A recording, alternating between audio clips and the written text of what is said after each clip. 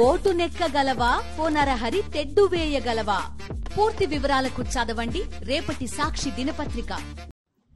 తెలుగుదేశం ప్రభుత్వం ఆంధ్ర రాష్ట్రంలో వచ్చినప్పటి నుంచి దాడులు, అక్రమాలు, హత్యలు తప్పితే ఈ గడిచిన 3 నెలల్లో వరేదేమైనా చేశారా అనడానికి ఎటువంటి పని లేకుండా పోయింది.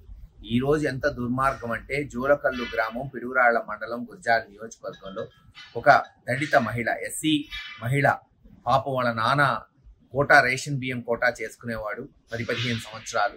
ఆయన చనిపోయిన తర్వాత కూతురుకు వచ్చింది.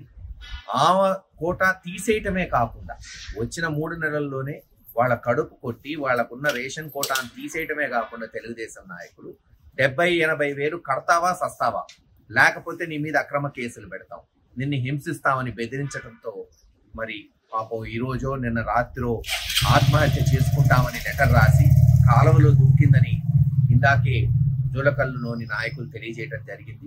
ఇంతకన్నా దుర్మార్గం ఈ తెలుగుదేశం ప్రభుత్వం, తెలుగుదేశం నాయకులకి మరొకటి ఉండదు.